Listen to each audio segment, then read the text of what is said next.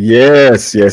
What's good? Gee, if I was gonna do the actual intro of you, that's why I took you out. But it's all good. As you can see, this your man right here, Curtin ICE, and there's your boy right there, the inimitable Grasshopper, Cheers, a- cheers.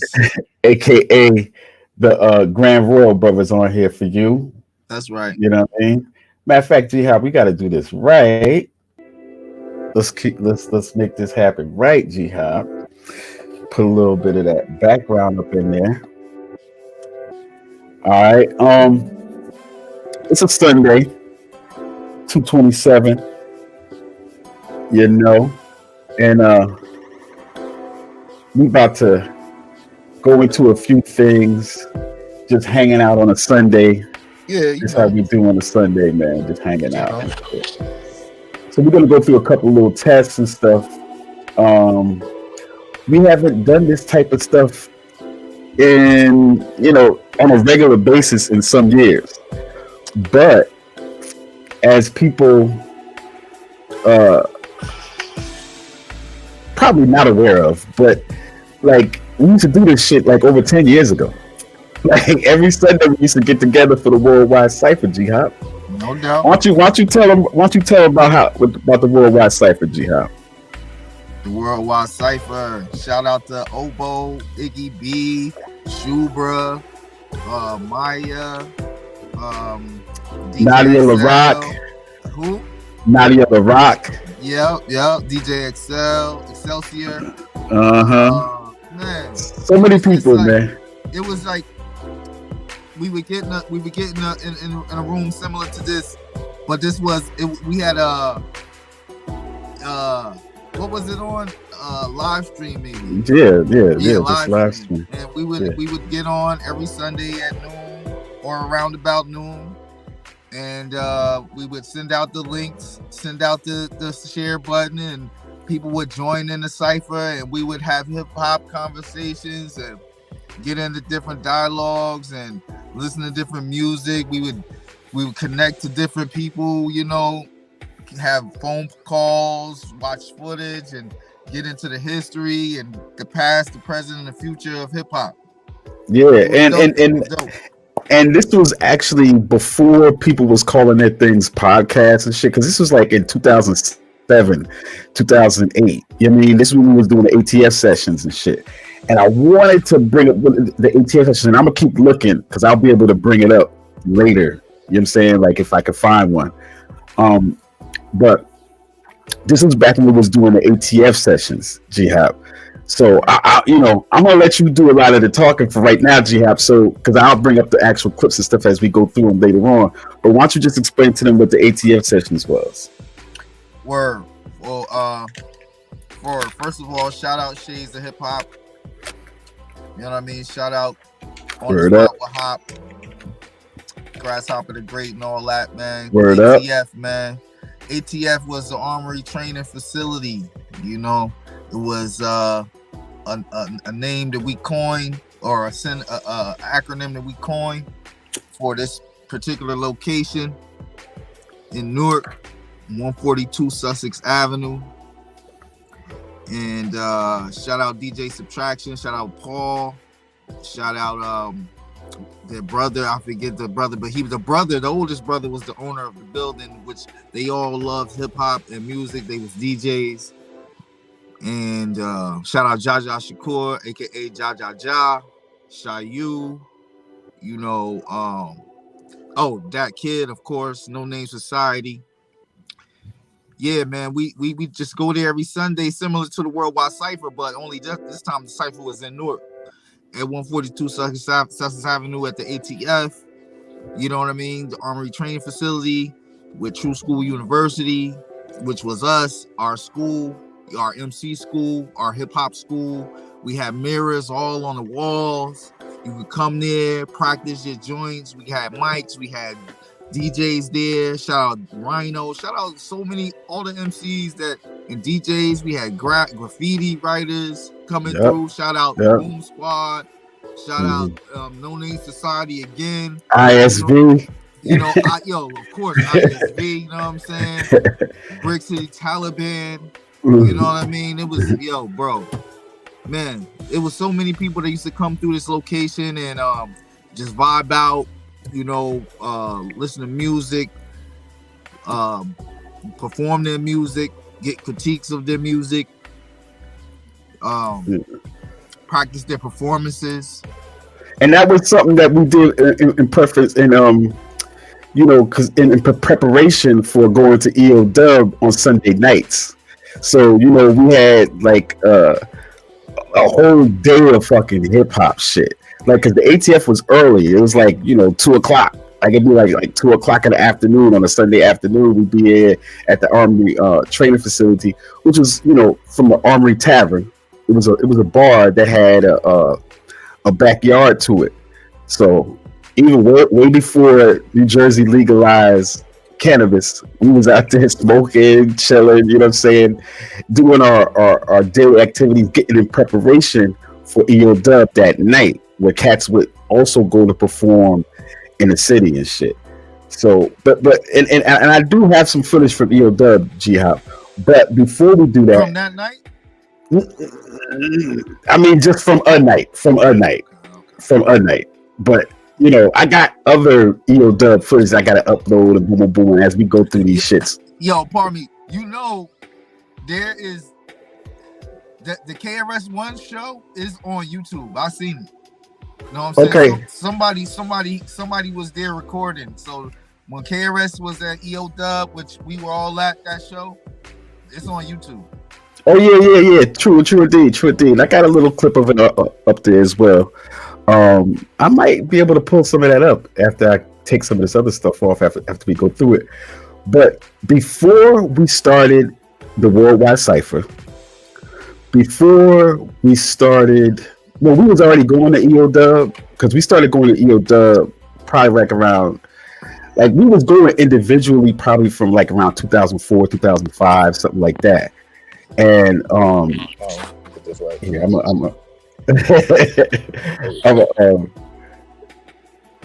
Jihad gets situated with the cameras. Okay, my bad.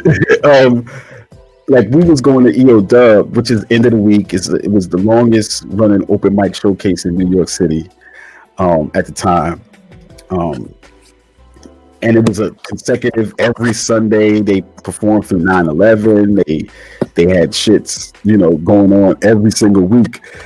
So, and before we did all that, we was at the store.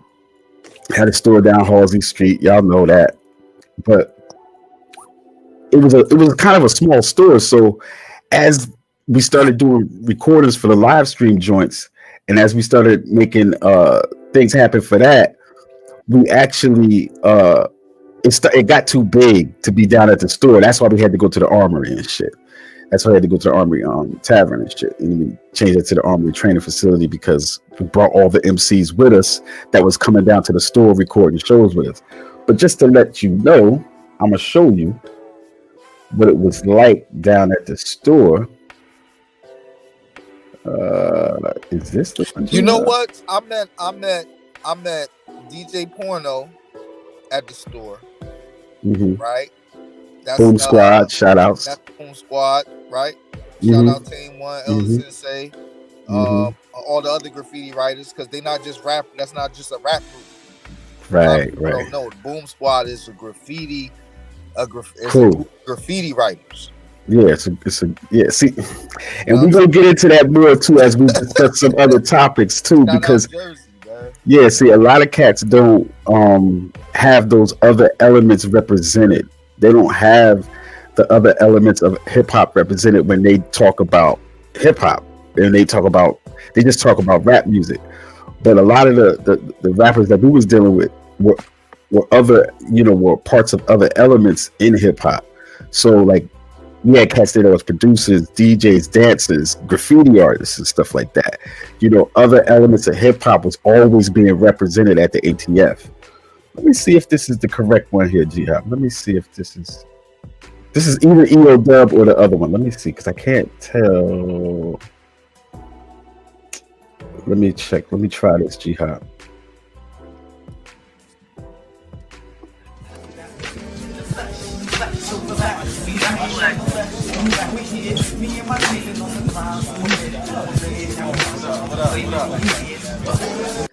Oh, you see, that was your man right there, G Hop, Whoa, right? whoa, whoa.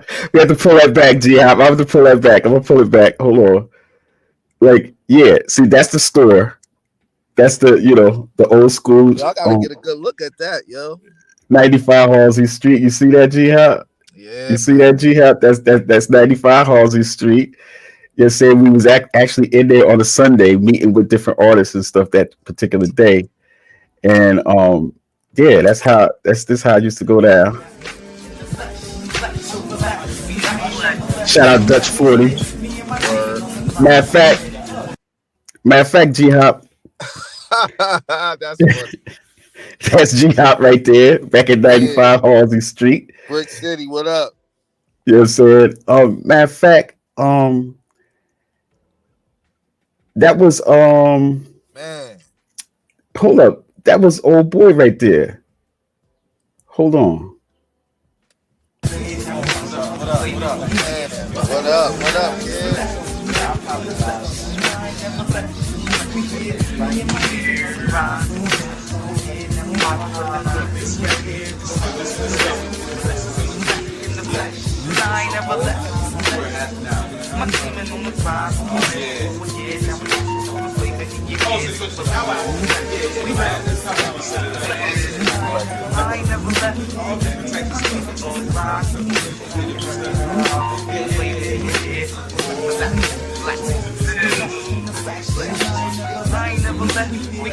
See the tag wall right there, G Hop. Word, man. Man, I'm mad. I kind of that shit got lost in transition, man. That Yo, piece bro, of that if we had that wall, I think we could. That'll be an NFT right there. right. I'm telling you, there's so many your signatures and tags on that shit, bro. Yo, True. it's celebrities, all kinds of people came through there, bro. Yeah. Matter of fact, like a lot of people came through, man, and a lot of people used to be on the check-in as well. You know what I mean? Call it like we used to just do it. It wasn't no Zoom calls back then. Zoom didn't exist and shit. So, matter of fact, YouTube probably was just starting at that time, like around 2000. That's what 2000. It was before Pandora. Before YouTube, like that, like before this is before YouTube, so this is before everybody got their little blogs and podcasts that they do every week on YouTube and all that kind of shit. This stuff we were doing before smartphones. This was before smartphones. Right. True indeed. We still had the Nokia joints, little flip phone type joints. Yeah, so there wasn't no, you know what I mean, different types of social media like that you could just do a podcast and shit like that from. So we had a lot of people calling in on the like a three-way on the real phone, not our on a regular phone, like a landline and shit. It was a landline and shit. Because matter of fact, shout outs to Wordsworth and shit. Used to call in all the time and shit. From Punchline to Wordsworth, from EMC and shit. Yeah. You know what I'm saying? They used to be on the check-in with us as well. But as you see, that was our little graffiti wall, and then in the back room here, we used to there's a lot of smoking going on too, G. A lot of drinking and smoking. There's high knees back there.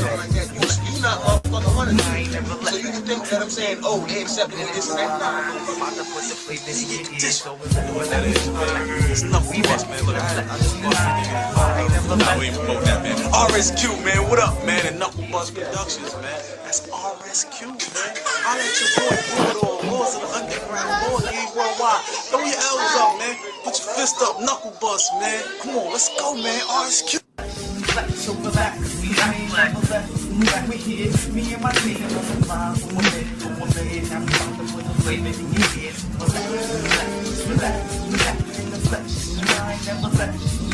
Yeah, so G-Hop, you see, that was back in the day, right? 2006, 2007, sometime around that era. We was trying to do our thing back then. G-Hop's signal is getting a little sketchy.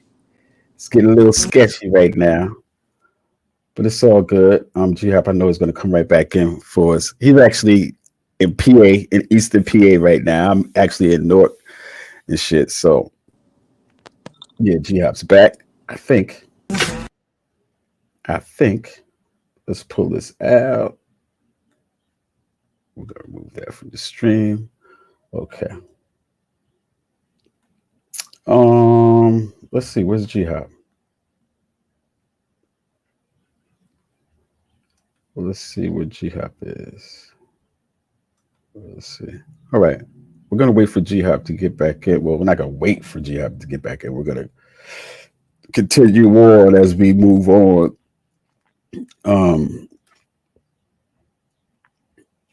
And we'll wait for his signal to pop back up. But as you can see, we've got a few new additions. One of the new additions to our platform here is that they added some background music, which is really cool. I'm gonna let y'all check out some of this background music. And that's nice. That's a nice little addition to StreamYard. If y'all wanted to know the format that we're using. Oh, there it is. Okay. I gotta roll something else up, man. Because I'm a little I might have to go to a better area. Let me call him on the phone right quick just to see what's going on.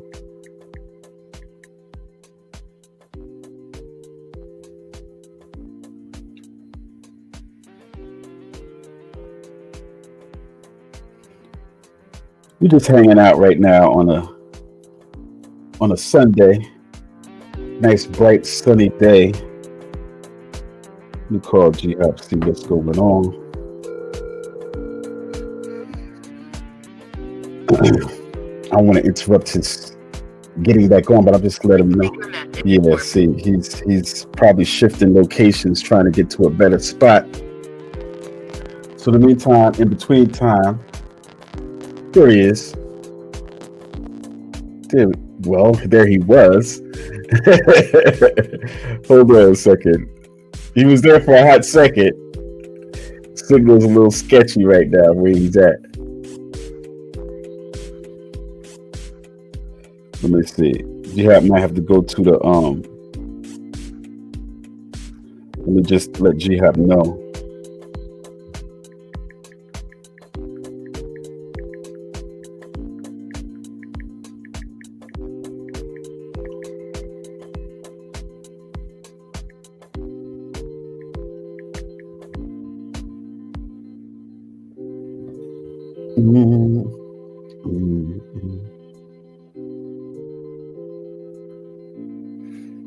Okay. I think he's back. Yes, G Hop, you're back again.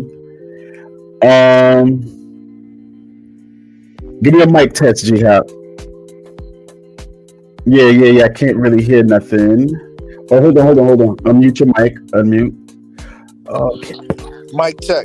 Yeah. You're back. Give me something again. Okay. Mic check. Okay. We good. You might want to just flip it to the side though, G Hop. I'm sorry. You might have to flip it to the wide angle real quick.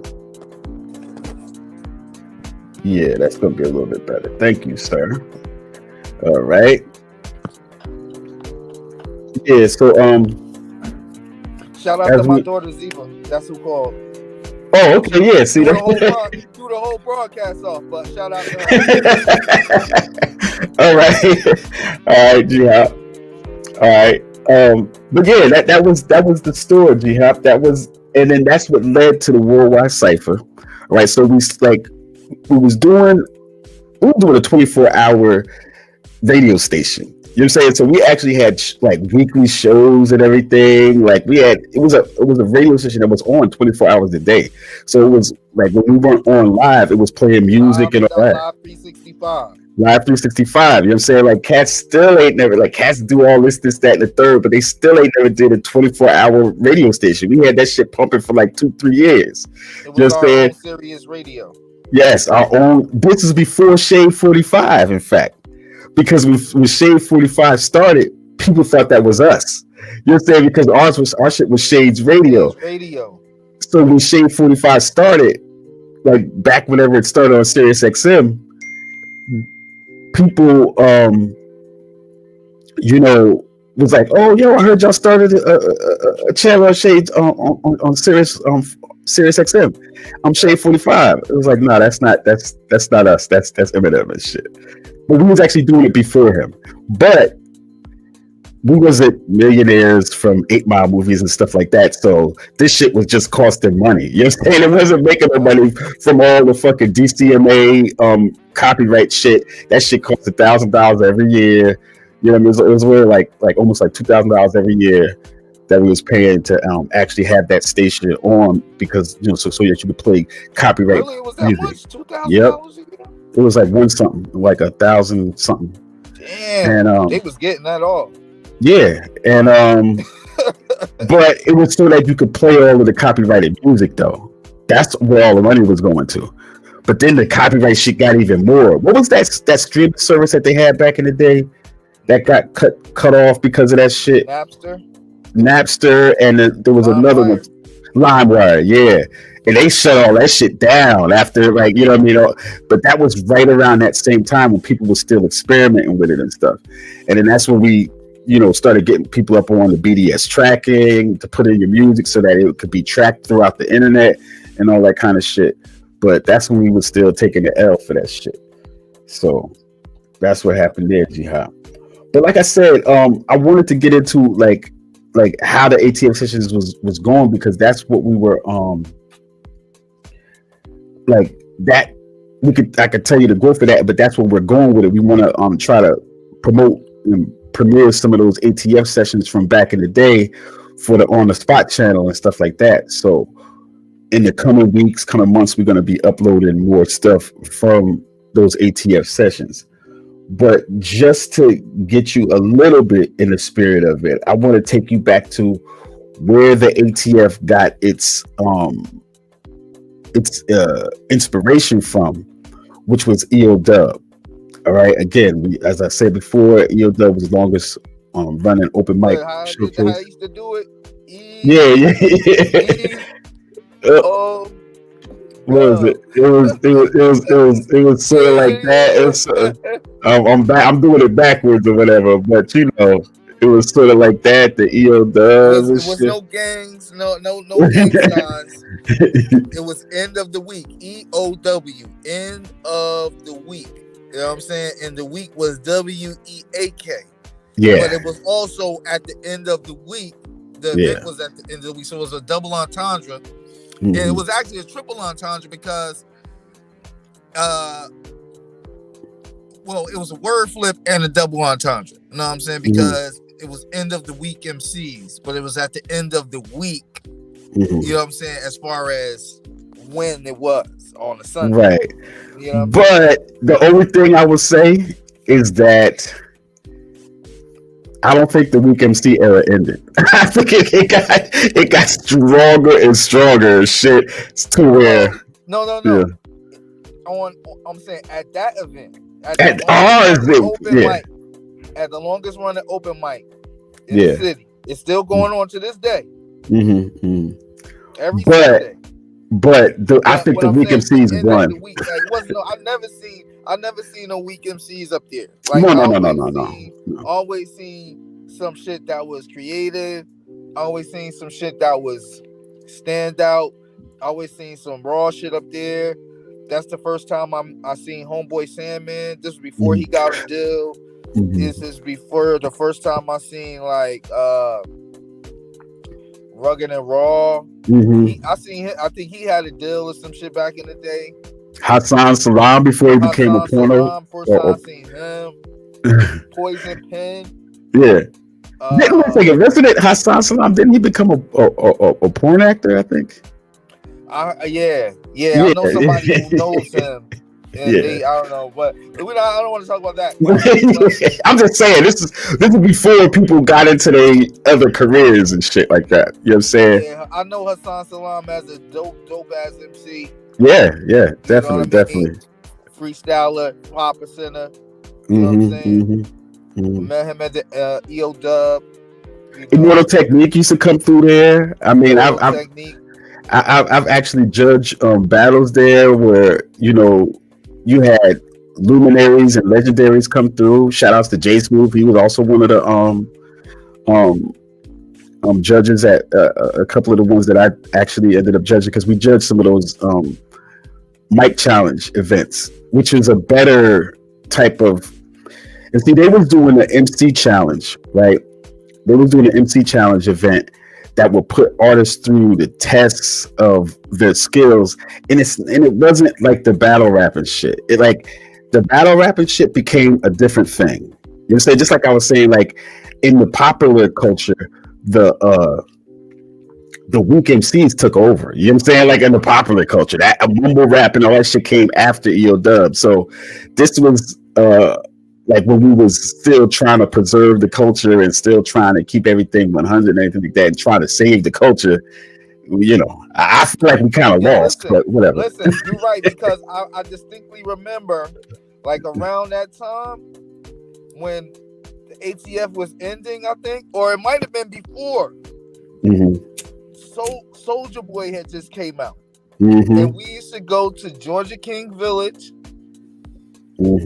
on Saturday morning to the community center in Georgia King Village, and we used to be with these kids for like an hour or so. And we used to do the Soulja Boy dance with them. I just remember like, yo, what is this shit? All right, that's what they doing.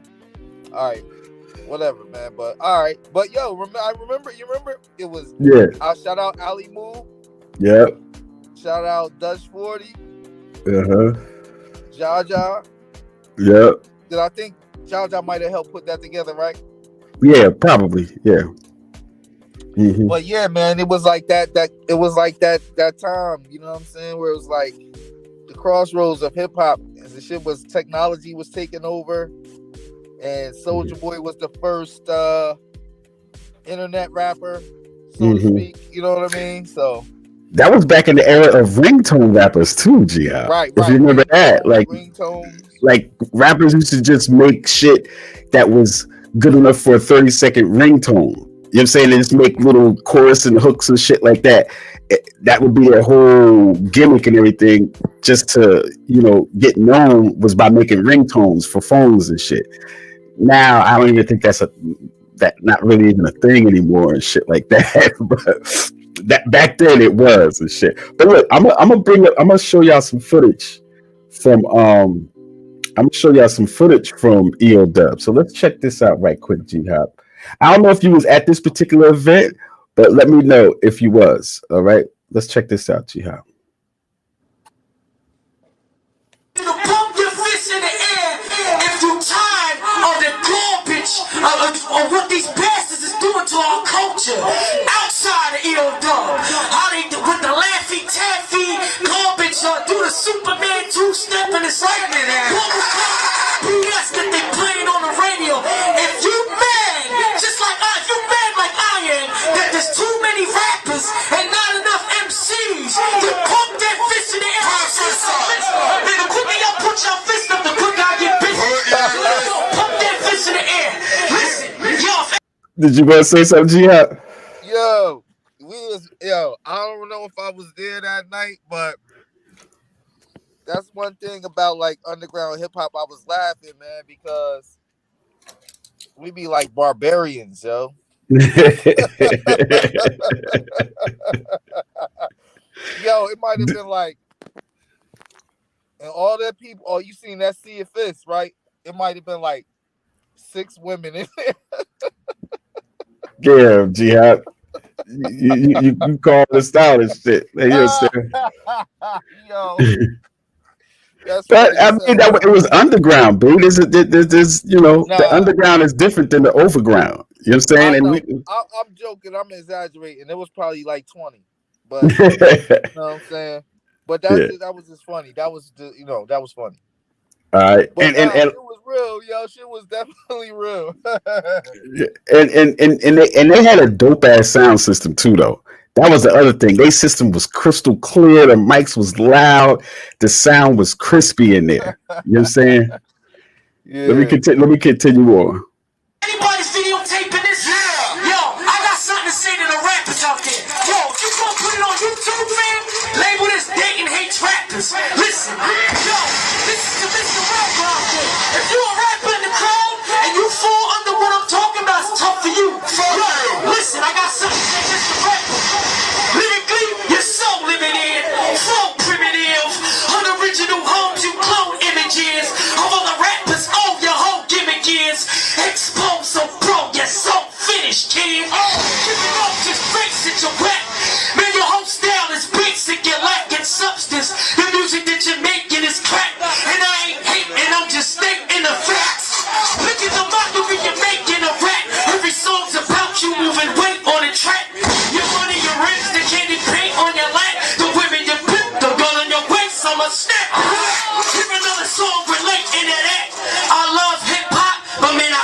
where it's at. So enough is enough, I'm taking it back. When I do, that style will be erased from the maps. We all wanna be big time like Big Ben. We all wanna start in the whip with big rims. We all want that rock, my homie, listen. When every song's about that, it gets sickening. Instead of songs about Jews that glisten, why don't you try and write songs that's uplifting? What man can heal the world with a big pen? I plan to use my gift to make a difference. No Calibrans, y'all go. G-Hop, what you think about what he was saying right there? Yeah, for that time, he, you know what I mean. That was some good bars for that time. You know what I mean. You could tell he was mad. He was really meant that shit. Like, he cared a lot about hip hop, and you will find those type of rappers, those type of MCs a lot, and you know, that really care about the lyricism. You know what I mean, and really care about song content, really care about a message and doing something real that touched the people in a real way. You know what I mean? So, you know, big up to him. That, what was his name? Dayton. Yeah, man. That was cool. That was cool. You know yeah, we're gonna continue on. We're gonna let him spit a little bit more. Let's see what we got. Let's see where we going here. All right, hold on. We're gonna let Dayton keep going.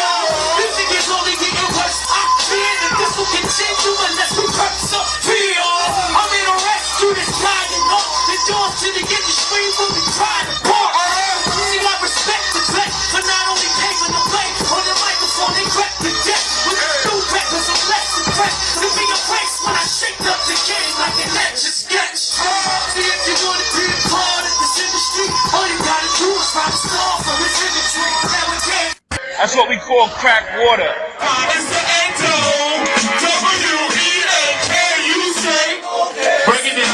Yo, so G-Hop, now this takes us back to the ATF again, because that's Big Zoo. Shout outs, RIP, shout outs to Vice Versus, you know what I'm saying? RIP to JC, you know what I'm saying? They were the hosts of EO Dub, which was MCs. You know what I'm saying? They used to kill it every week, bro. Mm-hmm. Yeah, so they inspired us when we did ATF to come up with some of the routines and everything that we did, because these here that they about to spit right now is a couple of like little routines that they used to go through, but they was ill freestylers. You know what I'm saying? They was real ill freestylers. But I'm gonna let you check some of this out, G-Hop, just to get back into that headspace of EO Dub, and we'll come back on the other side and talk about how that influenced ATF. All right, let's go. Let's get focused, man. Listen, I know y'all have rhythm. Listen, I know some of y'all is drinking. I know some of y'all is piffed out. We should be in a good mood right now. We just saw a beautiful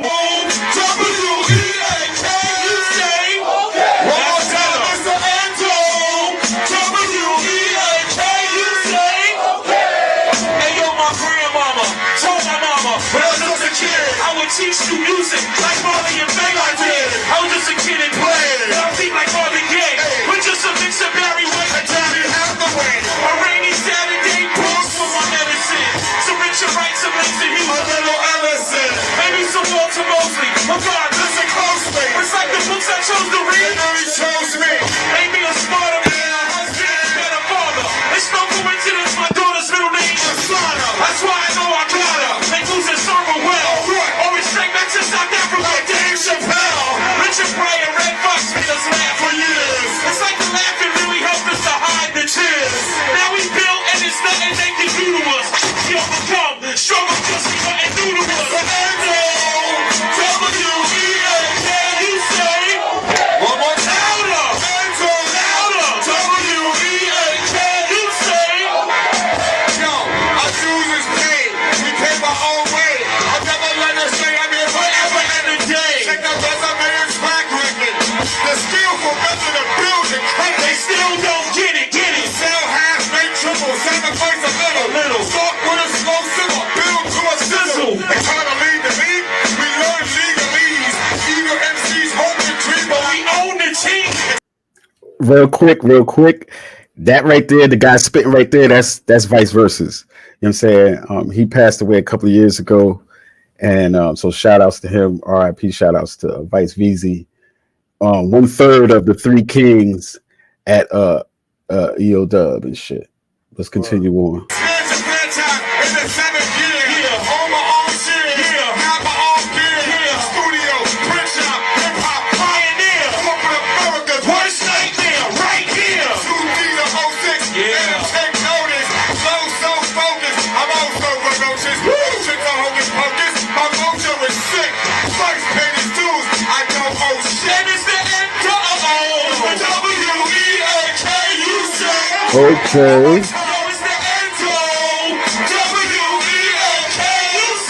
Okay.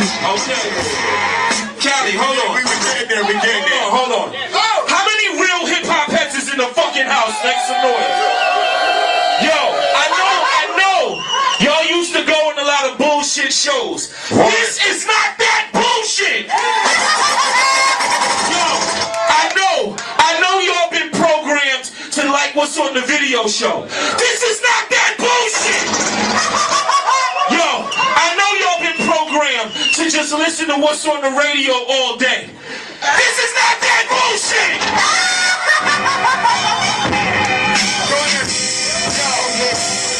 Ladies and gentlemen, let me start off wild. Let me introduce myself with a freestyle. Nasty lyrical, a preacher on the pulpit. What did I say? It's not that bullshit. Matter of fact, it's over. It's not fake crap. It's not fake or crapola. You can take Pepsi or Coca-Cola. When you go to EO Dub, it's over. Like GF Show vs. Cobra. I'ma get your brain cells out the coma. Let's go. Let me get your overdose. I'ma awake half the party cause half of y'all was chromosomes. Y'all was sleeping on your back in the hospital with that one machine beat. Keep breathing. This is how you listen. This is how I get you open like the Detroit Pistons. Everybody with blunt snow. I give special attention to the ladies in the front row. We be blazing. City light. Tell my shit, I'm about to say this.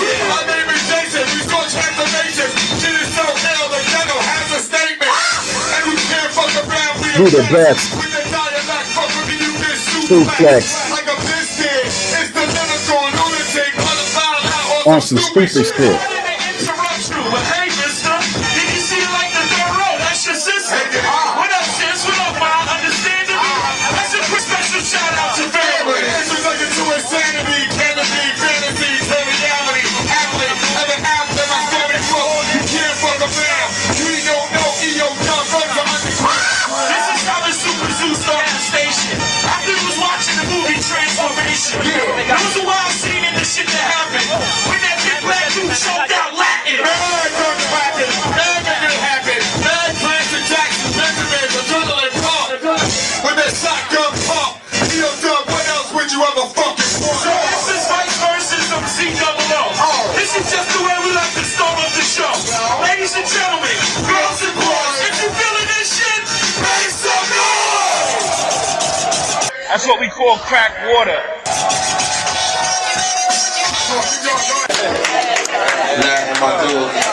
GC. Everybody, let's get that pop. GC in the building. Shaka was good. Alright, listen. So before we start, that means we all in here together. Nobody Yeah. gets booed on this stage. If you don't like somebody's keep. Yeah, go ahead. That shit just took me back, man, to EO Dub, man. Look, so this the thing, right? That they used to start. That was at nighttime. Mhm. So, you know, as opposed to what we were doing in Newark, we started, you know, in the early afternoon on a Sunday, and but that vibe, their vibe was different. They put on a show, like you was Mhm. going there to see a show, as you just seen on the footage there, man. Yeah, they was going in, man. They was sweating. You know what I mean? They had, they was going in, bro. And Yeah, true indeed, true you indeed, know true what I mean? indeed. Like shout out to Vice versus Big Zoo. You know what I'm saying? What's the other dude name? Propane. Propane. Yeah, Propane. Mm-hmm. You know what I'm saying? Yeah, man, the Three Kings. Mm-hmm. Word. Yeah. So and the thing is, it's like in the afternoons though, we was getting amped up to go to EO Dub that night because sometimes cats will be performing at at EO Dub and shit. So like Yeah. ATF was like our practice session for what would come on at nighttime and shit. And then also, as ATF, we would do like different special occasions. Like we had the first, like, there's the other thing. See, ATF, like our scene in Jersey, we was like the sister station, the brother station, the brother venue to EO Dub for a lot of the underground local MCs, because they would come through our shit, practice up, meet people, make connections like that, and then do their real shit at the show at night at EO Dub.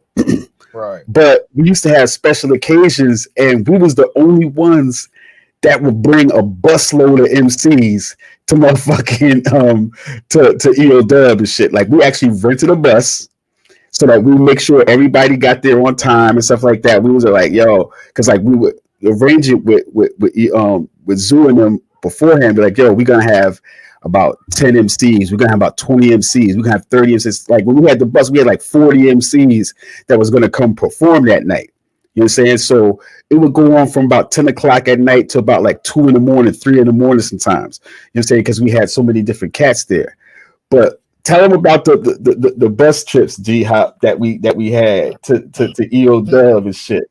You know what I'm saying? Man. Shout out to Big Cliff. Cliff. Shout out Cliff, man. Big Cliff. Yo, shout out to Miss Teresa, right? Mm-hmm. Shout out Miss Yeah. Teresa. Man, look, the first time was Hip Hop Appreciation Day, or week rather. I think this was like 07, 08. You know what I mean? The first one. 06 was the first. 06? It was the first Hip Hop Appreciation Day event that we did was in 06. Okay, Yeah. man. Woo. Yeah, so we did. Wait, that is that the one we went there, or is that another time? Because we did. I just got different bus trips in my mind. I'm not. You know what? We'll have to go back and ask the people that was there, because I can't remember either, nigga. That shit was like 15 years ago. All right, hold on. I think I remember. We had auditions. That was the second one. I think that was the second one that we went to EO Dub. Because the first one we just did Miss Teresa's and the ATF, I think. Okay. So the EO Dub one was the second had one. performances all day. Yes. So And a we had barbecue and a cookout. Cookout and stuff. And we had a list. You could perform at ATF with us. Do your joint, practice up, and then at night, like after, like they say, we left around like 6:30, 7 o'clock. We all hop on a bus, head over, hop on the highway, hit the tunnel, head over to the city, go down Lower East Side, Avenue A. You know what I mean? Avenue A. pop out at the Pyramid Club with the bus. You know what I'm saying? We show up. You know what I'm saying? They like, damn. Yeah. They like, damn. Nobody never pulled up with a bus before. Yeah, a bus full of MCs ready to spit. A bus full of 40 MCs ready to spit at the open mic showcase. That's how we used to do that shit. And we did it multiple times too. So it was like cats got to perform at like 2 different venues in one day. It was like niggas was on tour and shit. You know what I'm saying? Like perform at one location, get on the bus, go to another location, perform again. It was like, yo, that was like some good times, you know what I'm saying, for a lot of cats. Sometimes, like for certain cats, it was the first time they got out of New York to perform. You know what I'm saying? I know Young Face and shit. Like he had said that, you know what I'm saying? So like that was the first time cats could actually get out and do some big shit like that, G-Hop. You know what I mean? But again, like we got different ATF sessions that we're gonna go into and stuff like that. But just on that topic of what he was they were speaking on a lot, which is about MCing and how things was going and this and that. I want to touch on this topic, G-Hop. I want to touch on this topic right quick of how the music business has always been a scam. All right, now I'm developing this topic in my mind here of how this is going to work, and I got a couple of different terms and stuff that I want to go over with us. Let me see if I can pull it up right quick. Let's see. I got this. 1 second. Yeah, G-Hop. And actually, some of these terms we've kind of almost touched on a little bit in our discussion so far, which is what is a dope era, what is a scene, what are trends, and what's appropriation? Because that's all going to come up during this conversation about how the music business, I feel, has been pretty much a scam the whole time. Now, and instead of me like going back and explaining the whole thing again, I already did a piece about this like last week or whatever. So let me play some of that and then we'll discuss it as we go on. All right, G-Hop. All right.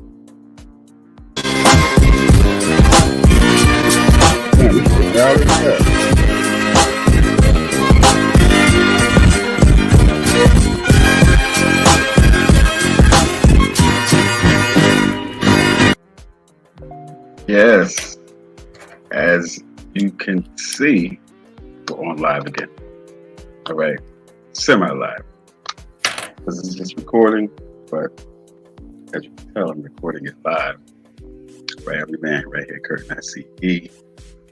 And I just wanted to go through a few things on the off my Twitter account, basically. I keep telling y'all about checking me out on Twitter.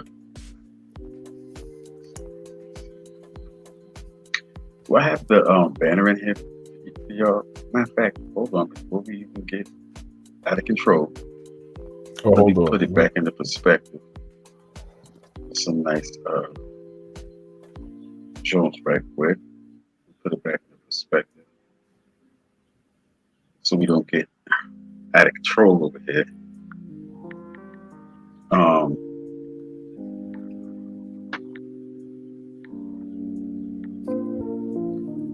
I got some different joints that we're gonna go. So a couple of different like. All right, I'm gonna skip ahead a little bit. And last week was. I think this is the. I'm skipping ahead a little bit. Hold on. Steakhouse. So all you vegetarians probably. Right. Yeah, I was digressing. And smoking in that video too. Yeah, that's right. Smoking blood in this bitch. That's right. Hold on, we gotta need to pull up the Smoker's Blend. Like I said, I do have some things that came from last week though, that I didn't get a chance to go. I need to throw up the Smoker's Blend overlay. The Super Bowl this past Sunday, and there was something that I wanted to go I think this got to be it. Hold on. So we're going to take a look at some of these stories and see how they Come on, let me skip ahead a little bit. that. I guess he does that normally in the studio or something like that. And No, this is not the one. Hold on. This is not the one. Hold on. This is not the one. This is not the one. That's the other one. That's the other one, G-Hop. Hold on. That's not the one I want. Hold on, G-Hop. It might be this one. Hold on. We're going to get back to that video. That's actually Lil' Kim footage. Did you see Lil' Kim performing a couple weeks ago at that DJ Cassidy thing? Okay, we'll go into that in a second. That's the Lil' Kim one. Hold on. No, that's not it. That's not it. That's not it. Hold on. My bad. My bad. Easy, easy, easy, easy. Slow down. Slow down, Dayton. Slow down. Slow down. Damn, it might have been the week before. Yeah, this is what it is. I'm gonna have to go. I'm gonna have to do it the raw way. Basically, what there was, it was an article from the Atlantic, right? The Atlantic magazine, right, saying how right now in streaming, all right, it's an article by this dude named Ted Goya, or I can't say his name, Gioia. I don't know how you say that name. All right. So this dude named Teddy G, that did an article in Atlantic saying how streaming sale, like the actual stuff that gets streamed the most, stuff that gets downloaded through streams, the overwhelming majority of that music is actually music from the 20th century, specifically music from like the 70s and the 80s. That's what gets streamed. Most of the streams, 70% of them are downloads from like the 70s and 80s. That's 70%. Okay. He also went on to say that only 5% of the songs that have been put out, like the top 200 songs of Billboard that have been put out over the past 18 months, that's only 5% of the streams over the last 3 years. So like 3 years ago, it was as much as 15%.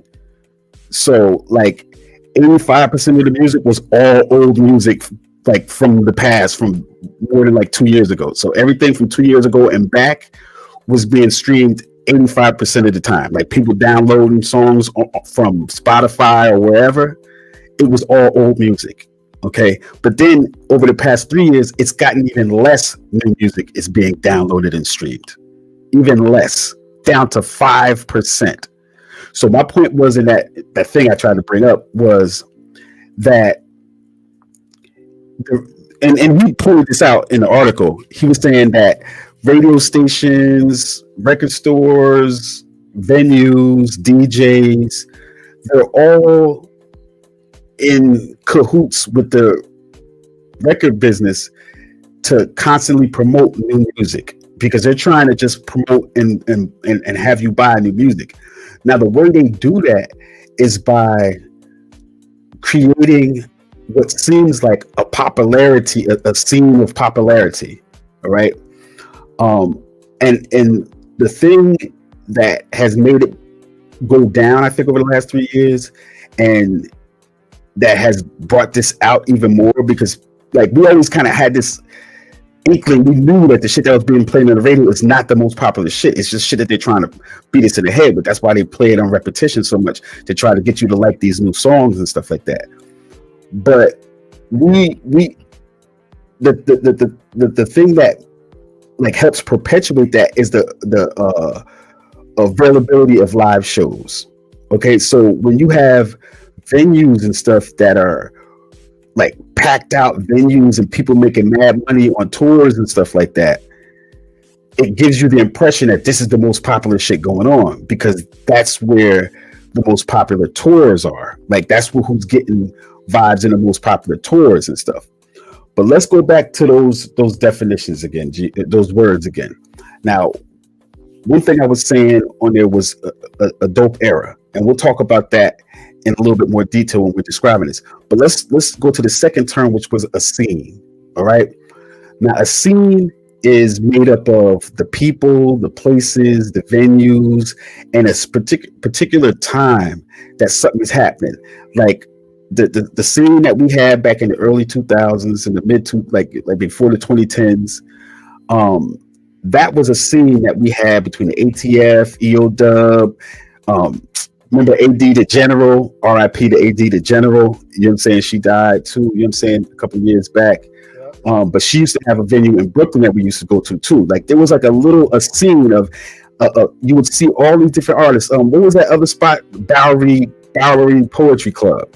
Yep. The Bowery. That was part of that scene. In the early 2000s. Also, let's not forget Mental Supreme. Mental Supreme had his joints going on. Also at the Pipeline, at that same venue where EO Dub took place. That was a spot called the Pipeline on Avenue A in Lower East Side of New York City. That was part of a scene. Like all those different little spots, you would find that there were certain people that used to go to all of those different spots. So you would see Poison Pen there, you would see Mortal Technique, you would see Homeboy Sandman. We would all be going to these different spots. You know what I'm saying? Of course, you would see Shades Radio. You know, we was always in the house, and people knew the shit was official when we was there. You know what I'm saying? Because we was the only ones covering it for a for real underground hip hop station. And see, that's the other thing. You brought up the idea of underground also. So, like, the scene, like a for real scene, is usually spurred by the underground. Okay, it's not promoted from the top down; it's promoted from the bottom up. So a scene that's really live and that's for real is something that's organic that comes out of the underground. All right, not something that's promoted by big companies or a manufactured scene and shit like that, which is what you're able to do with record companies with these tours and stuff like that, when they say, oh, this person just sold X amount of tickets on this big stadium venue, and it's making you think, oh shit, that's the most popular shit around now. You're saying, matter of fact, I saw Waka Flocka mentioning something about this. I don't know, was he on Nori's show? He might have been on Nori's show saying this, but it was a clip from it, and he was saying how, like, in order for you to sell go platinum and stuff like that, you have to not only be popular here in America, but you got to be popular on all the networks in the world and have your songs playing at the same time on all these different stations. Now, if you're an underground artist, you can't do that. You understand? There's no way for you to be able to do that. The only way that you can do that, the only way that you can go platinum is by being on a record label. All right. So he was saying that it's kind of manufactured, the way that you become a platinum selling artist. It's because you get all this help from a major label and stuff like that, and they're able to know all the different people at all the different radio stations in order to play your music at it has to debut the same week on all these different stations. They got to put you in that playlist, make your shit go to the top, make it be like the most requested shit and stuff like that. That's all done through a manufactured process. All right. Now, whereas a scene, it ain't nobody dictating nothing about who's the dopest in the scene. People just have to show their skills, and they're showing and proving, and then that's how they get to come out as, oh, this person's dope, that's person, because you can see them at all these different venues doing their thing, right? And then that's what shows person what the scene is, right? And there's different within that scene, of course, there's different happenings, different events that happen, like the KRS-One event that when we brought KRS, because at that time, once we was doing ATF for a while, we was going to EO Dub back and forth. We did a couple of bus trips and all that stuff. Then me and Jaja, a couple of people got called on to work for KRS-One and promote the gospel hip hop that was going to be coming out. So we was working closely with KRS. We was sometimes booking some of his venues and shit like that in the early 2000s, like around 2008, 2009. So at the end of 2008, I particularly arranged for Chris to come out to EO Dub and shit. That was the first time Chris ever came to EO Dub. So we packed the venue, let everybody know KRS is going to be coming here. It's going to be the first time KRS was ever going to come into EO Dub. And that was one of the best nights EO Dub ever had. You know what I'm saying? Like the first time that KRS came there, that was one of the best nights EO Dub ever had. And I think that was the same night that you was hitting Craig G with your book bag all night, right? Isn't that the same night? Tell us a little bit about that side story right quick, G Hop, while I try to find some that KRS EO Dub footage. Tell us about that story, G Hop. If you go on my Instagram page, Grasshopper the Great, you know, there's a picture that back this up. It's a picture. It's me. First of all, it's Craig G. It's Lyrical Candy, Poetic Dove, Homeboy Sandman, and me, right? In this picture. So that night, you know, we was there, of course, like you say, doing media. And I had a book bag on with a laptop, microphone. I probably had like my books in there, some shit. Like, you know, I just was like a big ass backpack, a heavy backpack. And, you know, EO Dub, like the Pyramid Club is like a dark spot. It's not too lit up. And in the first little hallway where everybody hang out at and stuff like that, right by the bar. Yo, man, it was this dude in the corner. I was standing right there. It was this dude behind me. But I didn't know it was a dude. I just thought my book bag was bumping a corner or some shit. Man, I turned around. I'm bumping him for a minute. I'm gonna turn around, look. And he's like, yo, man. Like, yo, you went bumping me, bro. I'm like, yo, I'm sorry. I didn't even know you was there. I'm sorry. Bro, I did not know who he was. I didn't know who he was. I just knew he was behind me. I'm like, all right. Man, kind of find out. You got to do an interview. You had to do the interview later. Yeah, man. I'll pop. He like, yo, let's interview this dude. I'm like, Craig G. All right, let's see. All right, cool. Y'all know Craig G. Like, you know, the Symphony, Juice Crew. Yeah. Where he at? He's like, he right here. He's like, yo, I didn't know it was the dude I've been bumping all night. He didn't look like the Craig G I remember. It was dark in EO Dub too, though. It was dark in there and shit. So, yo, man, if you see the picture on my Instagram page and see how stone faced he is in that picture, that's exactly how he looked at me the whole interview. Because you was the same nigga bumping up with your bag all night. and I didn't know nothing, none of his new stuff. Yo, I didn't know nothing. I like, yo, man, just telling people what you got going on. Well, I think the Craig G interview is in here, G-Hop. Let me play this real quick. I think the Craig G interview is in this piece. Oh my goodness. Hold on. Yo, if you got this interview. Yeah, I think it is. I think the Craig G interview is on here, G-Hop. Oh, we'll stop when it comes up. Hold on.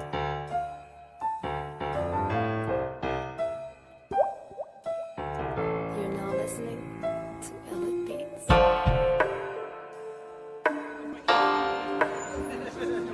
Fuck you. Of course, Shy, you didn't have nothing sensible to add. Huh? Who is recording this? I know I'm being recorded, so it probably has to be Realist Rican, maybe? Maybe this is Realist Rican? Yeah, maybe this is... Yeah, we had to stop the violence shirts on and we was bringing Chris there, so this is probably Realist Rican recording. Okay.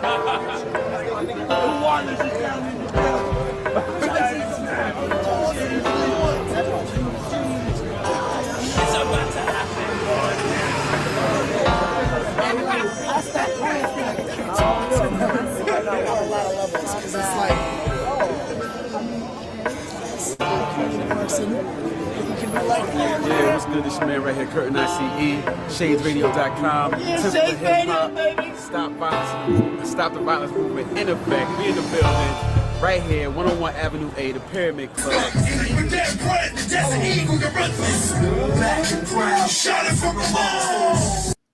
R.I.P. Dutch Master. Word. You know what I'm saying? It's Dutch Master. That's one of Jers. That's Dutch Master. R.I.P. to him too. You know what I'm saying? Like, but this is like we had a whole bunch of like unsigned MCs or whatever, underground MCs that came on to perform before KRS got on the stage and shit. And we'll talk about what happened after that too later. Yeah. The Ethiopian drum. The motherland inside of God's war. And Jersey makes some motherfucking noise. Shout it from the lawn. The Ethiopian drum. Throw bomb. Inside of God's war.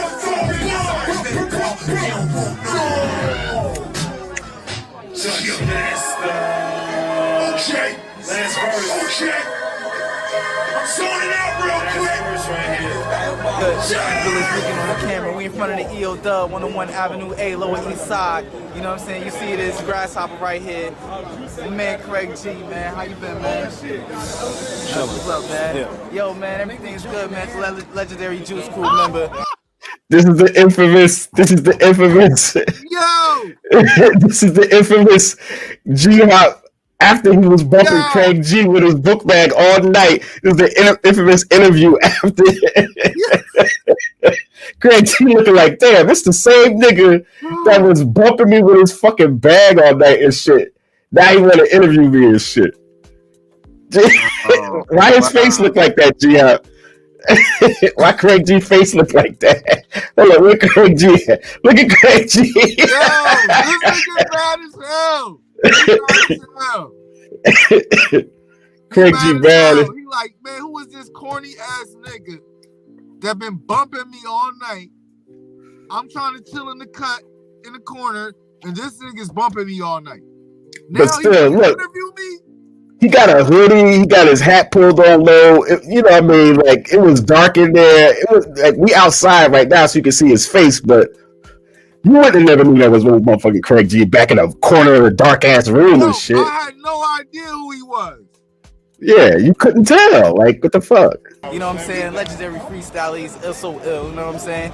Yo, what you been up to nowadays, man? What's really good, man? The album in June called Operation Take Back Hip Hop, Marlon Mall, got KRS, Sadat X, Talib, Omega, Dilated Peoples on it. You know, it's out there. Go get it. Catch me on the road. Just Google me. Craig G, that's what it is That's right all there. You know what I'm saying? That's what it is The right album's there. called Operation Take Back Hip Hop. No copy. You know It's what your I mean? homegirl, Sarah Connor, end of the week. Lyric, you already know, stop the violence. Yo, We can rhyme all we want about it, but at Hold up. What you say, G-Hop? I had to get in and out. Yo, that shit was mad awkward. He just had to just tell all the information because I ain't asked him what the shit is name, what the name of the shit is, or nothing. I'm just like, man, like bro, just tell him what you got going on. I thought you were still thinking about bumping it with your bag, G-Hop. That's what you was, you were still thinking about that in the back of your mind and shit. Yo, that shit was funny. Shout out to Sarah Connor too. She was one of the people that was involved in that scene that used to be out there all the time. You know what I'm saying?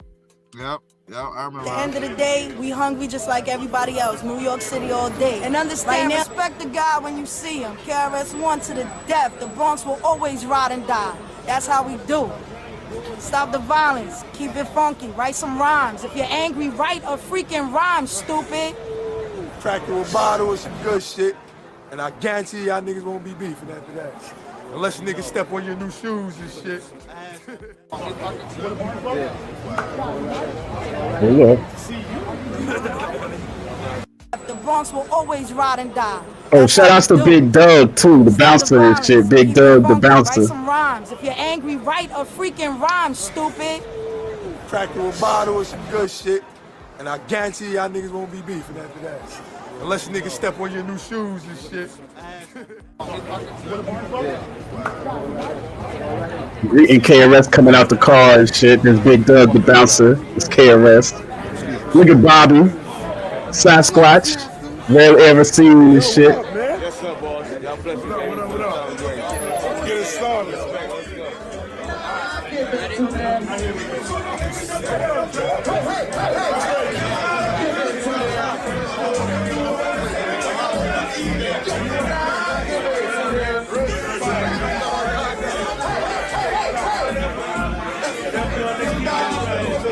Yo, I think that was the most packed EO Dub like ever was up to that point. Like that shit was split out into the street. You're saying the bar was packed, the inside room was packed. There was people standing on speakers. There was people standing on the edge of the stage because there was no room. Everybody was standing on every available surface. You know what I'm saying? It was crowded. That was like one of the first livest night that I think EOW had like that, G.I. I agree. That was the most people. It might have been maybe, every time like a celebrity comes there, like DMC. I remember DMC came through there, like Immortal Technique. Like every now and again. I think Ice-T somebody come through there too. Ice-T. Every now and again, somebody from top come through there. You know what I'm saying? Mm-hmm. So this was just one of them nights. You know what I'm saying? And hell yeah, that shit was ram-packed, man. No doubt. Oh, give it to the other way out. What up, man? See you over here? Yeah, that was definitely Reeking on the camera because he used to do the night vision shit. That was definitely Reeking on the camera. Shout outs to Willis Reeking.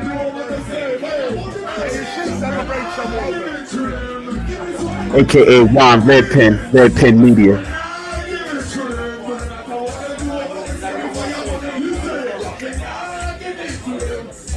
And that's the difference too with KRS and a lot of these other artists.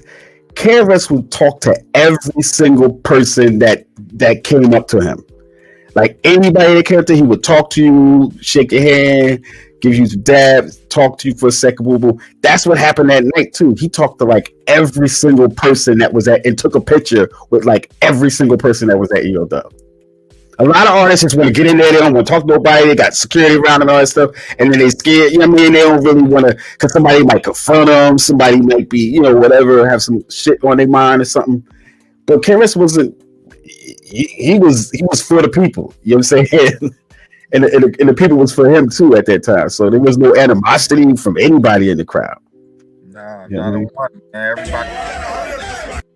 Say again, Jay? Everybody's welcomed him with open arms. Like, oh shit, he really here. Like, oh shit. Like the god of hip hop and shit. Like this is people's like favorite MC. Like you're saying, like this is like a top tier MC, like top 5. They know he there to perform. They won't even let him get through the crowd. Right. Talk to him and shit. Yep. That's the only reason why Doug, who was a security for EOW, was like trying to push him through. Like, yo, nigga, we gotta get on stage though. At some point, we gotta get to the stage and shit. You know what I'm saying? Big Mondo, shout outs to Mondo. I know that brother's name too, the other security guard. I know that other security guard. I can't remember his name right this second time. Yo, Jungles, I need these monitors up right here. I need more vocals in these monitors, more volume in these monitors. Hip hop. This is one of those nights that's going to be a commemorative night for the mighty EOW. We don't work. We won't work a long time to put this thing together. No music. Cali, break that down. That EOW has been here for 8 years strong. We put it together with Shades Radio, Temple of Hip Hop, Stop the Violence Movement. Yes. In hip hop we deal with progression, especially right here inside EOW. Every Sunday night. And I know all of y'all is ready to get it popping. Y'all ready to get it popping? Make some noise in here. You know what? Just because we got Chili STV, Yo, Mozzie. Just because we got everything correct, I want when I count to 3, I want the dude who lives next door on the 4th floor to be waking out of his sleep right now. Let's wake up the whole block. If you know who the fuck is in the building, EOW, make some noise! Give me some more. Can y'all hear me out there? Turn up the monitors. I'm just passing through. You can still work with this shit. Hakeem Green. Yeah, you can test the mic too. There's a little too much bass. Damn, I never felt the floor rumble like this.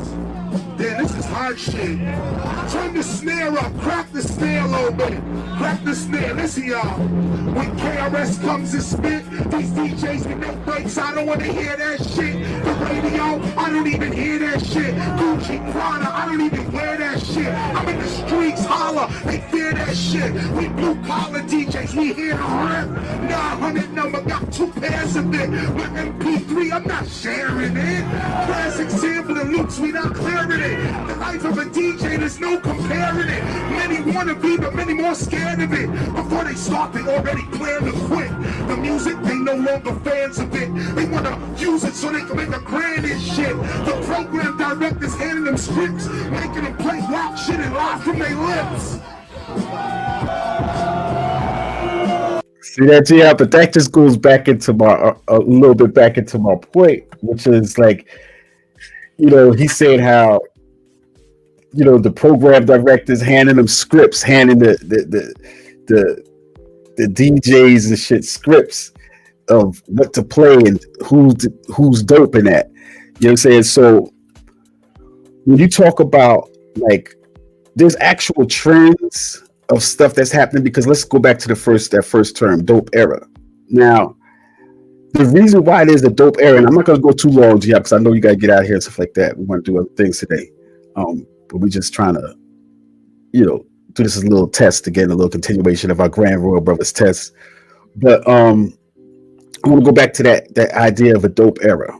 See, the reason why there's certain eras that's considered a dope era, like people say like the 90s was a dope era, right, is because in between a dope era is kind of whack shit. It's basic shit. You understand? In between the dope eras are basic eras. You understand? So like in the grand scheme of like the popular culture and shit like that, for rock music, for instance, like the 60s and the 70s was like a dope era for rock and roll music. But then the 80s and the 90s, it wasn't nothing like, it wasn't, that's when hip hop became the top music. You're saying in the real underground music, the real music that was bringing the trends and stuff like that and setting the trends. Before that, in the 60s and 70s, the rock and roll music was setting the trends. Okay. Now, there was still a rock and roll, and there's still a rock and roll brand today, even though the biggest genre is rap music, still to this day. But what the record companies can do is they can manufacture trends, and that's where people get that term appropriation from. You know what I'm saying? And that term culture vulture. Appropriation just means the same thing as culture vulture, where you're just like mimicking and taking cues from like a different culture, and you're just using those elements to make the elements of your scene and your culture. So the record companies and the entertainment industry has enough money where they can manufacture a scene. It's not developed organically from the underground like a for real scene is. It's a scene that's manufactured through hype, through commercials, through, you know, commercial deals with Nike and different products. So you see these artists and you're like, oh, these are the popping artists because they got a Nike commercial and shit like that. But they can manufacture a scene. You know what I mean? They can manufacture trends, but in all reality, those aren't the real things that people's feeling. You know what I'm saying? That's not the real thing in that time frame, in that era, that the people are feeling. Yes, it's popular and all that shit, and it gets a lot of hits and da. And again, like with the tours being there, it kind of solidifies their what they're trying to push. It kind of makes the hype believable because such and such Lil whoever or young boy whoever got a big tour, so that must mean they are the dopest or whatever.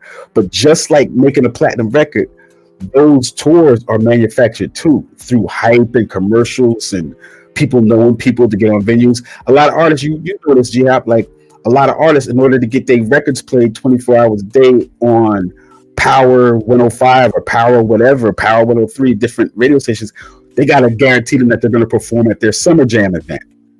Right, so they get all those spins. There's no so-called payola, but what it is they're going to perform basically for free at their Summer Jam event, and then that lets them play the record 24 hours a day for that year leading up to the Summer Jam event. Okay, because they know they're going to have this big artist on the lineup for free. You say so that tour helps make the hype believable. Okay, but it's manufactured hype. It's not real. You know what I'm saying? And the streams and the downloads just illustrate that fact that the popular music and the reason why these past 3 years have been so hard on so-called popular music is because they don't have the tools to back them up because of the pandemic. So for the past 2 years, basically, we've been going through a pandemic and there isn't no live venues and stuff like that. So all that big hype train, that's the main part of their hype train is the events. And a lot of artists will even tell you that, you know, they get most of their money not off the record sales and none of that shit. They get it off of touring. You understand? So that's a part of their big money train, but that's also part of their big hype train. Is the local, like the live events. All right, so people going to live events because you might have these underground showcases and stuff going on, but people, and that's where the for real underground flavor, that's where the trueness of the hip hop culture, for instance, that's where it's at. And on rock scenes or whatever, it's the same thing. I'm sure, you know, you got all these whatever heavy metal and goth and that stuff might be banging and shit. It might be packed with clubs, but we don't see it on the popular culture because it's not being promoted like that. So they don't put a lot of effort into making that shit worldwide. But then they see something like rap music and they say, okay, let's use this and make this worldwide and this and that, just like they did with rock music. But then what they do is they co-opt all the biggest stars, they give them deals, and then now those stars are working for the hype train after that. You know what I'm saying? They working for the record company and to trying to manufacture scenes. They're trying to manufacture trends by being on TV and watching what we do and stuff like that. But the past 2 years, it's been harder for them to manufacture shit like that because of the pandemic. It's harder to put to make the hype stick. It's harder to make that hype stick because they don't have all the elements that they used to have in order to make you believe the hype. Shit. Okay, so that's what I wanted to bring up with that real quick, G-Hop. And I know you gotta continue on, but do you have any? Dad, you started rolling already, G-Hop? You driving again and shit? Hold on. Your mic is muted. Hold on.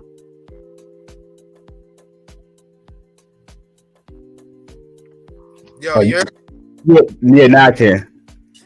Yeah, man. I mean, so what's your question to me? I'm saying, what is just in reference to what I was saying, what do you think? So if I'm developing this argument and I'm gonna have graphs and charts and shit like that to prove what I'm saying, but just on face value, what do you think about what I've been saying about the record industry being part of a scam and a hype train that makes you believe certain shit is popular when it's really not? I think there's some truth to that. Yeah, I think there's a lot of truth to that, and it's sad because it's deception. It's deception, and you think that you're doing A, B, and C for the benefit of your, the craft, or the benefit of your talent, the benefit of your family and your business and stuff like that. But I mean, for artists trying to get on and stuff like that, it's like I keep hearing this thing about the new artist, like it's part of your journey to get fucked by by the record company. You know what I'm saying? And that whole industry rule number 4080 about record industry executives being shady, and that shit is it speaks to that. And as a grown up now, looking at hip hop being 40 plus years old now, as opposed to it being like 10 or 15, to see that is still the case out here. But even for the independent artists, the whole thing that people is going through with Spotify and Spotify and Apple Music about streams and how it's worth this decimal amount of a penny, and it's like, man, how are we really gonna come up out here in this thing? You know what I'm saying? Especially now, we moving into entrepreneurship and independent distribution and the internet and social media.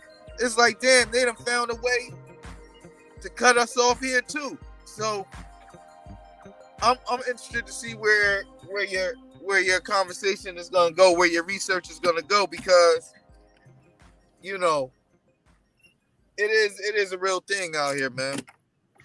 Well, I think that, you know, we have tools. Look, we gotta remember before, like we talked about an era at the beginning of this. We talked about an era where we didn't have YouTube and social media and all these things and getting paid off of ringtones or getting paid off of streams and all that shit. That shit didn't exist when we first started doing EO Dub. Niggas wasn't getting paid off no streams. You know what I'm saying? People was pushing their CDs and selling shit hand to hand and, you know, making a name for themselves. Now it's a lot more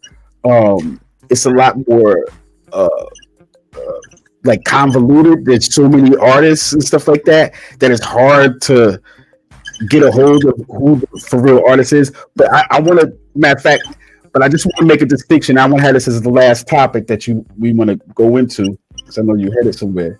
But to me, it just shows that this era is not really hip hop no more. We're gonna have to flesh this conversation out a lot more, maybe on the next show and stuff like that, about how I don't want to say hip hop is dead, because hip hop is not dead, but the rap music that you hear today is not hip hop. It's not hip hop, and I'm gonna show you this as an example. Now, G Hop, I know you're driving, but I'm gonna let you, once you get to a stop, let me know so you can look at your screen real quick and see this is what I saw on Twitter this week. On Twitter this week, there was some young cats posted like a Mount Rushmore of hip hop, and on the Mount Rushmore of hip hop, they put Drake, Kanye, Kendrick Lamar, and J. Cole. Now, this right here, to me, just solidifies the fact that this era is not about hip hop, because if these are the top people that you think represent rap music in all of its history, because that, like, maybe the cats don't know what Mount Rushmore is for. Mount Rushmore is for to give acknowledgement to like the greatest of all time type of thing. You know what I'm saying? But on their route, like on these young cats version of Mount Rushmore, they have Drake, Kanye, Kendrick Lamar, and J. Cole.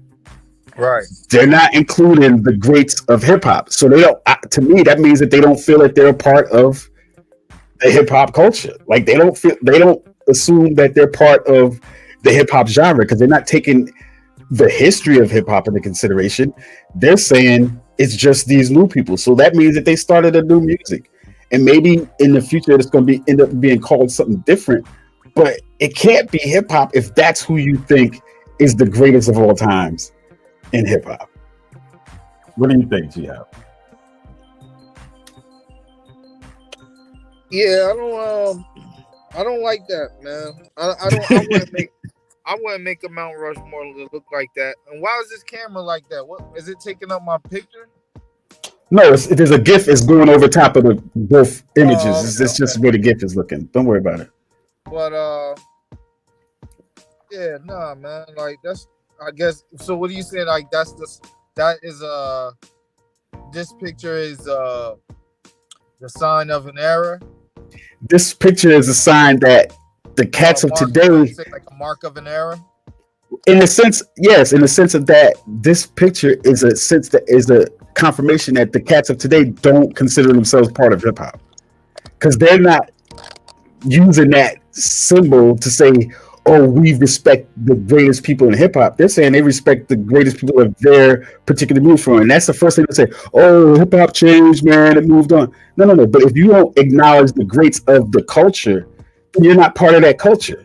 You know what I'm saying? Like, you can't just say, "Oh, this is something new," and then we like the new people. Well, yeah. Are you saying that they're better than KRS and Rakim and, you know, Jay-Z or all these other people that are way ahead of anybody that's on this little image right here? You know You're saying because like you could put, I don't care how many people want to kiss Kanye's ass. He's okay, but he makes mostly pop music. Like y'all got to realize that he makes mostly pop music. Like the vast majority of the music that he's made is actually pop music. It's not hip hop shit. He might have made a lot of hip hop beats for people and stuff like that, but the majority of the shit that he makes is pop. Like it don't sound like for real like hip hop to me. That's why I don't really listen to it like that. But did you get what I'm saying, Jihad? Yeah, man. Yeah, I would never have him on a Mount Rushmore like that. Maybe a producer, a beat maker. Not even that, dude. Not even that. Because if you only gonna put 4 people up there, you're gonna have to put Dre. You're gonna have to put Premier. You're gonna have to put Jay Dilla. You know what I'm saying? Like, and somebody else. It ain't gonna be him though. Like that other person ain't gonna be him. You can put Easy Mo B up there before you put him up there. You know what I'm saying? Well, what I'm saying is, it would have to be. It wouldn't be a rapper or MC Mount Rushmore. No. But that just shows you that the younger cats, they don't. First of all, they might not understand what Mount Rushmore means, right? But secondly, they don't get like if you're a part of a genre, you have to pay respects to the whole genre, not just your particular 5 years or 10 years that you've been noticing what's going on. Like that means you're a part of a different genre. It's not the same one that you claiming, and that's where we get that appropriation and culture vulture shit from. You know what I'm saying? Are you talking, G-Hop? Because I can't hear you. Did you say something, G-Hop? I don't know, G-Hop. G-Hop, can you hear me? Hold on. Let me take this shit down for a second. Hold on, G-Hop. I think I hear you moving around and shit like that. Yeah, I hear you moving around. Oh, yeah, he just dropped out. I think he got a call or something. But with that, I'm going to... No, there he's back. G-Hop. G-Hop fucking around and shit. Yo, can you hear me? All right. Yeah, now I can hear you. Keep talking, though. Yeah, I can hear you. That's what it was. Yeah. That's what I figured you got a call. All right. Well, peace out, G-Hop. I'm gonna take this one down, but this is what it's been, man. Shades Radio.